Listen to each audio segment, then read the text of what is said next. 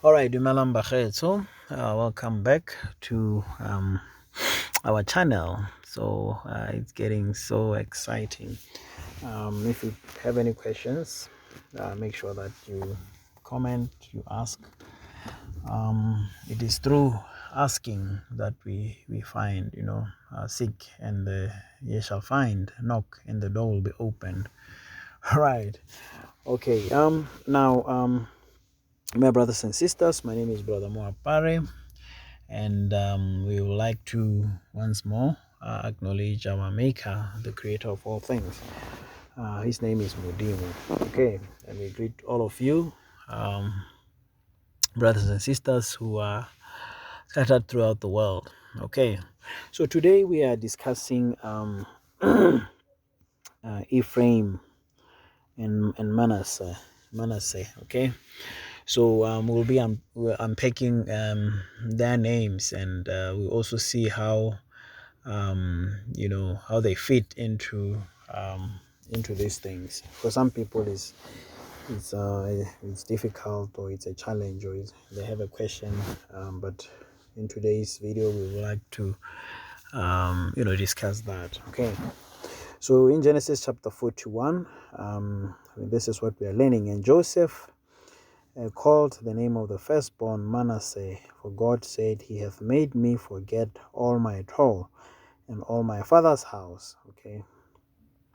And the name of the second called he Ephraim, for God hath caused me to be fruitful in the land of my affliction. All right. Okay. So we had previously indicated that in Tswana and Soto culture, inalebe seromo, meaning that your name may define your purpose. I don't know how to put it in English, but something like that. That the names that we get, and they are indicators of our missions, of our purpose. And things like that. Especially there's this word wherein you there's a word "horelelwa," okay, meaning that especially when you are given the name after your ancestors, if you like. You see, you maybe an example would be Martin Luther King Jr. Okay. So I think it's something like that. So in Setswana, you say horelelo, that your identity, your name identifies or can also point to your ancestor, something like that. Okay, but anyway, okay, so so enough of all these things with the English, but let's get back to deciphering what Manasseh means and what Ephraim means. Okay, so let's look at the Tswana part. All right, so this is Manasseh. Okay, this is a Setswana name, or the Setswana word. Okay, Manasseh. Okay, so what does it mean? This word is rough as porridge, prepared from rough meal. Okay, this is what Manasseh mean. Okay, so if you go back to the scriptures, Joseph tells us exactly why he was called. For God said, He hath made me forget all my toil, okay, and all my father's house. You remember, he was toiling. He went to prison. He was sold. He was put in a pit, and he was separate from his brothers, right? Okay, So in Setswana wanna say udira Manasseh, okay, or you are making Manasseh. Okay, yeah, it's like, we are not doing nice things. Okay, you're doing me, you're treating me roughly, or you're not yeah. So that's the name, Manasseh. Okay. And all right, so okay, and then the name of the second called he Ephraim, for God hath called me to be fruitful in the land of my affliction. Okay, so let's check this Ephraim, what it means. Okay, let's read Genesis 41:52, and the name of the second called he Ephraim, for God hath caused me to be fruitful in the land of my affliction. Okay, so we've seen that Ephraim, the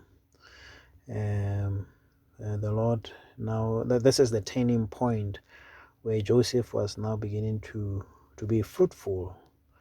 Okay, and this was the land. Remember, we said Egypt means harrows of iron. Remember from the previous videos we were talking about eche peto. Okay, two words there. Eche means harrows, and if you check harrows in the scriptures, as we said previously, it means harrows of iron. And peto, we said that it means punishments and beatings. Okay, so now but he's becoming fruitful. And so this is Ephraim. And remember ph. Okay, remember that we whenever you see a ph, that means it's far. Okay, it's far. And when you see jo, that means yo. Okay, so that's yo safa. Okay, remember from that. Okay, so now let's read on. I think we will look at Genesis chapter 48. Firstly, we need to also learn about I think you'll excuse me, my brothers and sisters, um, I'm not gifted in terms of teaching and all that, and most of these videos I don't also edit them. I just give it raw as it is. So and all that. So you're not being fancy or anything. Anyway, okay, so now so you'll excuse me when I talk and perhaps maybe don't finish sentences. Maybe it's my weakness and all that. But if you have any questions, please ask. Okay, we don't have all answers, but we don't know everything, but we know something. Okay, and we can share that little thing that we know. Okay, in Genesis 46:20, and unto Joseph in the land of Egypt were born Manasseh and Ephraim, which Asenath, the daughter of Potiphera, priest of On, bare unto him. So Joseph married outside, okay, outside the house of Israel, but we should understand that he married a human. Okay, there are humans and then there are mankind. Okay, we need to be clear with that. There is, if you go back to Genesis and if you look at some of the videos we mentioned about, we do have the seed of the woman. Okay, and scientifically we say it's Homo erectus. You can check Google and identify what Homo erectus looks like. And then we also have mankind. We do have Neanderthals. Okay, so we shouldn't mix up these things. Okay, so we just have to be clear. Our channel is the channel of truth and all that. Okay, so but anyway, so Genesis 48 verse 1, and it came to pass after these things that one told Joseph, behold, thy father is sick, and he took with him his two sons, Manasseh and Ephraim. Okay, I'd like us to then look through in the scriptures. This is where we will pick the name of Joseph. Okay, so we are at Genesis chapter 48. Okay, Verse 2, and one told Jacob and said, Behold, thy son Joseph cometh unto thee. And Israel strengthened himself and sat upon the bed. And Joseph said unto Joseph, God Almighty appeared unto me at Luz, okay, in the land of Canaan, and blessed me. Okay, why is it called the land of Canaan? Because the Canaanites just moved into this land. You remember the Canaanites are from the line of Ham. Okay, Ham had a portion, if you go back to the children of Noah, Africa, which was at that time the earth, or the world, was divided into three, the children of Noah. So you have Shem, Ham, and Japheth, right? And so Ham's line, this is where the Canaanites are coming from. This is Canaan, okay? Canaan with a click, okay? So this is where you get the clicks coming from, okay? This is Canaan. But Canaan forced himself and dwelt in a land that is not his. Whenever we dwell in lands that doesn't belong to us, we normally receive a curse. I mean, if I get into your house and it's not my house, obviously there's going to be a curse that I'm going to, have. Okay, so that's why it was called Canaan, because Canaan refused to go back to inherit his portion or his area. Okay, so that is why when we are telling that our brothers and sisters who are scattered throughout the world, and if they remain there, they are in lands that are not theirs, and you will probably not prosper there. I remember I went to Salt Lake City in America. The second day I was so sick. I don't know whether it's the trees or the altitude, whatever it was, but I was sick. But anyway, okay, coming back to the lesson. Okay, so we are saying, okay, so Jacob is telling Joseph here, and said unto me, verse 4, Behold, I will make thee fruitful and multiply thee, and I will make of thee a multitude of people, and will give this land to thy seed after thee for an everlasting possession. And now thy two sons Ephraim and Manasseh, which were born unto thee in the land of Egypt, before I came unto thee into Egypt, are mine, as Reuben and Simeon, they shall be mine. Okay, so we see here that Joseph's children, Ephraim and Manasseh, they are what? They are being adopted, okay? They are being crafted in.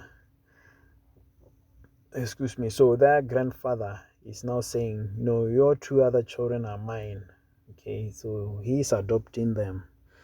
Okay, so they are gonna receive equal blessings, just like the rest of his other children. Okay, so and you remember the dreams that Joseph had, when he was still with his, brethren, before he got separated from them.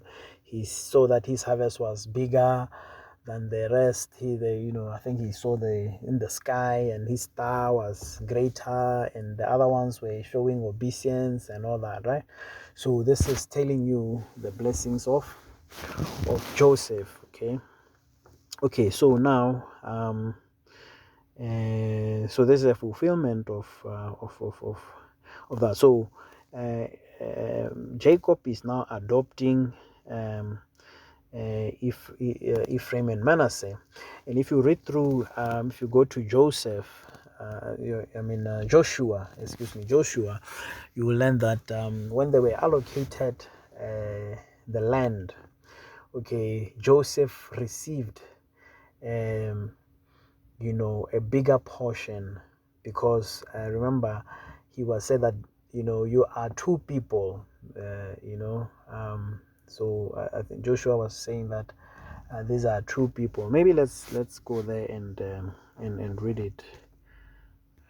Okay, so if you look at Joshua chapter 14 verse 4, we are learning that for the children of Joseph were two tribes. Okay, so Manasseh and Ephraim, therefore they gave no part unto the Levites in the land, save cities to dwell in, with their suburbs for their cattle and for their substance. Okay, so we see that so Joshua 16:4. So the children of Joseph, Manasseh, and Ephraim took their inheritance. Okay, so we see that uh, uh, physically when Joshua was dividing the inheritance, so he gave the children of Joseph a bigger portion than all the other tribes, because these were two families. Okay, inclusive was Manasseh and Ephraim. They had been adopted. Okay, thus we see the fulfillment of Joseph's dreams previously when he saw that his harvest was greater than his other brethren. But I want you to also look through the physical blessings of this, and okay, we can pinpoint the land accurately. We know that this land is Southern Africa, especially South Africa, Botswana, and Namibia. This is the land. Why? Because okay, let's read some of the blessings of for what it says. Speaks about Joshua and of Joseph. Okay, we are in Deuteronomy chapter 33 verse 13. And of Joseph he said, blessed of the Lord be his land, for the precious things of heaven, okay, for the dew and for the deep that couches beneath. Now if you look at okay, excuse me, okay, so Deuteronomy 33 verse 13. And of Joseph he said, blessed of the Lord be his land, for the precious things of heaven, for the dew and for the deep that couches beneath. Okay, now if you look at Namibia, Botswana, and South Africa, you're gonna find platinum, you're gonna find diamond, you're gonna find gold. Okay, you're gonna find uranium, you're gonna find what, copper and nickel, you're gonna find all this all these things, coal, you're gonna find all beneath. Okay, and for the precious fruits brought forth by the sun. Okay, so this is not Canada, this is not it's not now, I mean, if you think about the so-called promised land, does it have diamond, does it have gold, what does it have? Okay, so nothing, zero. So this is the way we see the lies. Okay, and but anyway, coming back, so solar, okay, the sun, okay, solar energy, okay, and for the precious things put forth by the moon. Okay, and for the chief things of the ancient mountains, and for the precious things of the lasting hills, and for the precious things of the earth, and fullness thereof, and for the good will of him that dwell in the bush. Let the blessings come upon the head of Joseph, and upon the top of the head of him that was separated from his brethren.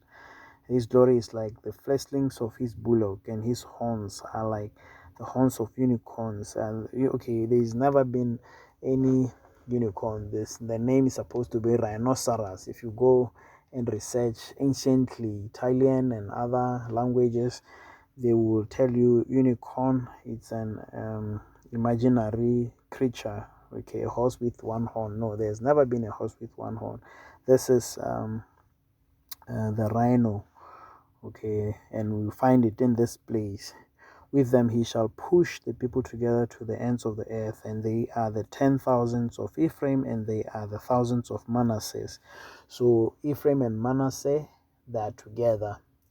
So whenever let's say you are reading Revelation and it's talking about the 12,000 of Manasseh, and you are wondering, but where is Ephraim? Okay, whenever it's Manasseh, is Ephraim. Whenever it's Ephraim, there is Manasseh.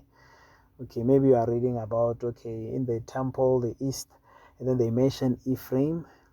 So that means that Manasseh and Ephraim are together.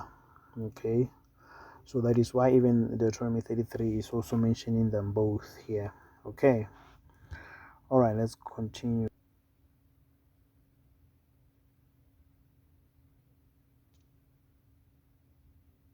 Okay, so Genesis 48 verse 6. And thy issue which thou begettest after them shall be thine, and shall be called after the name of thy brethren in thy inheritance. So the children that will be coming after Ephraim and Manasseh, they are also part of the inheritance and the blessings. Okay. And as for me, when I came from Padan, Rachel died by me in the land of Canaan in the way, when yet there was but a little way to come unto Ephrath, and I buried her there in the way of Ephrath. The same is Bethlehem. Okay, so we see that this name Ephrath is called referring to the incident which happened to Rachel. Okay, so so we're going to look at other scriptures that confirms what this name is. Okay. And Israel beheld Joseph's sons and said, Who are these? And Joseph said unto his father, They are my sons, whom God hath given me in this place. And he said, Bring them, I pray thee, unto me, and I will bless them. Now the eyes of Israel were dim for age, so that he could not see. And he brought them near unto him, and he kissed them and embraced them. And Israel said unto Joseph, I had not thought to see my face, and lo, God hath shewed me also thy seed. And Joseph brought them out from between his knees, and he... Okay, so notice that Joseph brought them from between whose knees? Between the knees of Jacob, and he bowed himself with his face to the earth. So basically, you can say that they are sitting on his lap. Okay, both of them. All right. So, and Joseph took them both, Ephraim in his right hand towards Israel's left, and Manasseh in his left hand towards Israel's right hand, and sought them near unto him. And Israel stretched out his right hand and laid it upon Ephraim's head, who was the younger, in his left hand upon Manasseh's head, guiding his hands wittily, for Manasseh was the firstborn. And he blessed Joseph, and said, God, before whom my fathers Abraham and Isaac did walk, the God which fed me all my life long unto this day, the angel which redeemed me from all evil, bless the lads, and let my name be named on them, and the name of my fathers Abraham and Isaac, and let them grow into a multitude in the midst of the earth. Excuse me. And when Joseph saw that his father laid his right hand upon the head of Ephraim, it displeased him, and beheld upon his father's hand to remove it from Ephraim's head unto Manasseh's head. And Joseph said unto his father, Not so, my father, for this is the firstborn, but thy right hand upon his thy right hand upon his head. And his father refused and said, I know it, my son, I know it. He also shall become a people, and he also shall be great. But truly his younger brother shall be greater than he, and his seed shall become a multitude of nations. Okay, so this is where the multitude of nations are coming in through adoption. Okay, so remember, these two were adopted. Okay, that salvation is only for the house of Israel. Okay, that means that those people who are going to make a covenant with God, or who are following God's covenant but accommodating other multitudes of nations who should abide the Ten Commandments and other statutes. Okay, and through Manasseh and Ephraim they will be adopted in. Okay, that is what it is. And and he blessed them that day, saying, In thee shall Israel bless, saying, God make thee as Ephraim and as Manasseh. And he set Ephraim before Manasseh. And Esau said unto Joseph, Behold, I die, but God shall be with you, and bring you again unto the land of your fathers. Moreover, I have given to thee one portion above thy brethren, which I took out of the hand of the Amorite with my sword and with my bow. Okay, so we can still see that Joseph, being the second, if you look at the first wife and the second wife, so Joseph was the firstborn of Rachel. Okay, and when we see that Reuben was the firstborn of Leah, and the other two, if you like, three. Okay, Reuben and Simeon, we know that they lost the birthright, and then also Levi, I think they were angry and all that. You will read the story by yourself. But Levi was blessed to be priests, or the tithes and offering were given to them. But Judah, the scepter didn't depart from Judah, so Judah received kingship and all that, right? But if you look at Joseph, Joseph now received the greater portions of the earth and all that, okay, luxurious things and all that, okay. So he's telling Joseph, moreover, I have given to thee one portion above thy brethren, which I took out of the hand of the Amorites with my sword and with my bow. So he is fulfilling his dreams, okay, and all that. So okay, let's get back to what this name is. Okay, maybe before we even go there, I'm at Joshua 17:17. And Joshua spake unto the house of Joseph, even to Ephraim and to Manasseh, saying, Thou art a great people and has great power. Thou shalt not have one lot only. Okay, so it verifies that they received greater land or blessings than the others. Okay, so we're gonna pick up where Jacob was conversing with the Lord. Okay, so we just take up from verse 15. And Jacob called the name of the place where God spake with him Bethel. And they journeyed from Bethel, and there was but a little way to come to Ephrath.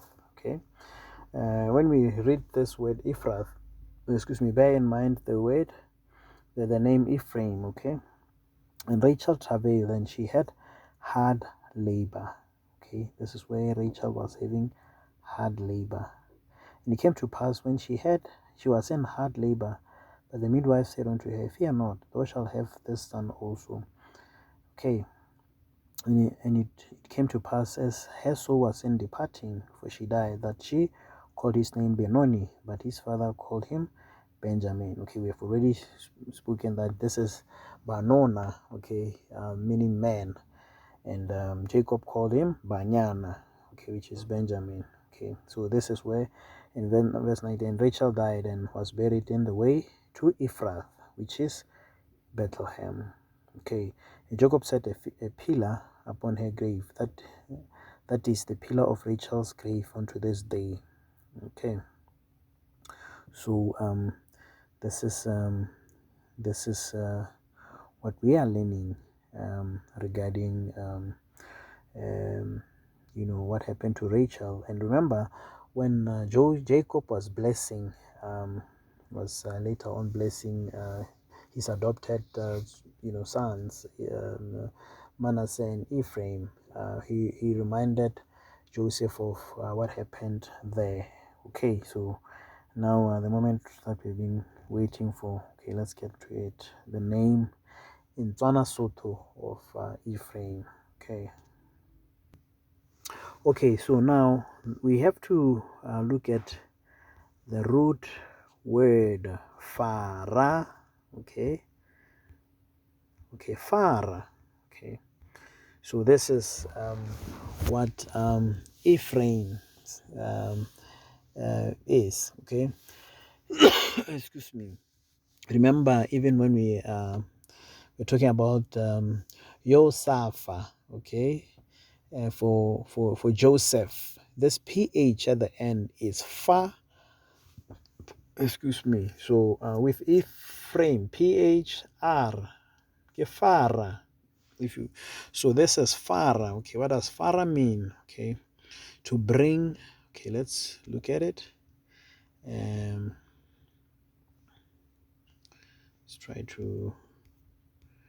Okay, I hope you can see it. To bring forth too many inferior ears of corn, right? To hinder smooth childbirth. Okay, that is why the name was called Ephrathah. Okay, in other words, Bethlehem. Okay, so this is where Rachel was having difficult pregnancy with Benjamin, and this is why the name beforehand was Ephrath, and then it was changed to Bethlehem. Okay, so or to put something on their lap. So when he was blessing them, then. Okay, so now this is the root word Farah. Okay, so I want you to see something. Okay, so if you look through, there is this word Farela. Okay, I can bring it to the screen so you can see. So Efarela. Okay, so that is the true name of Ephraim. Okay, why? Because it's speaking about have a difficult childbirth. Okay, you remember Ephrathra, okay, where Rachel had hard labor. Okay, and to hinder at giving birth, put a child on the lap for. Okay, this is then the true name of Ephraim. Okay, so I hope you can understand what we are saying here. Farela. Okay, I have a difficult childbirth. Hinder at giving birth. Put a child on the lap for. Okay.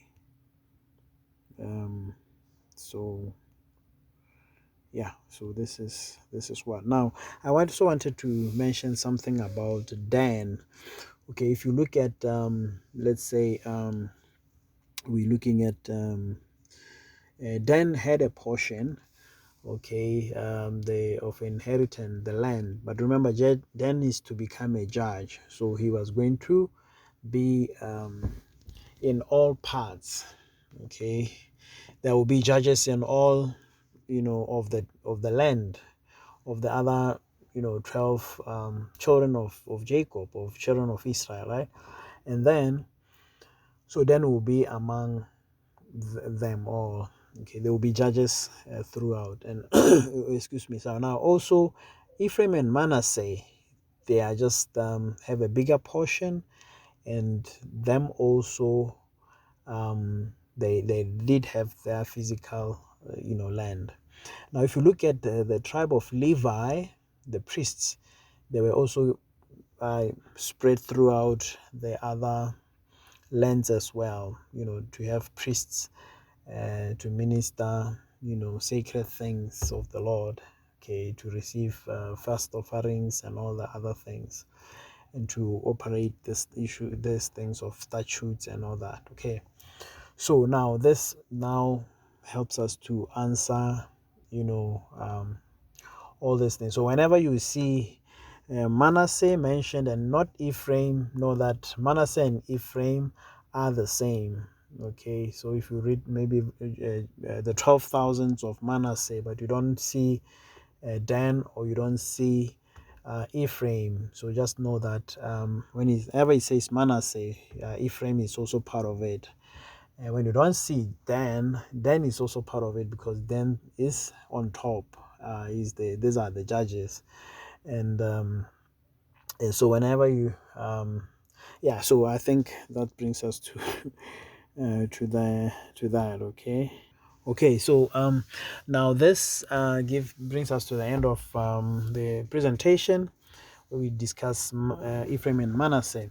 Now excuse me, we're gonna relate in the next video. I'm gonna relate the wheats and the tares, okay, so that we get an understanding of that parable of the wheats and the tares, because it's been twisted, but we will crack out what it means. And okay, so I hope you enjoyed the lesson, the video, and until next time, my name is Brother Moapare. Stay blessed.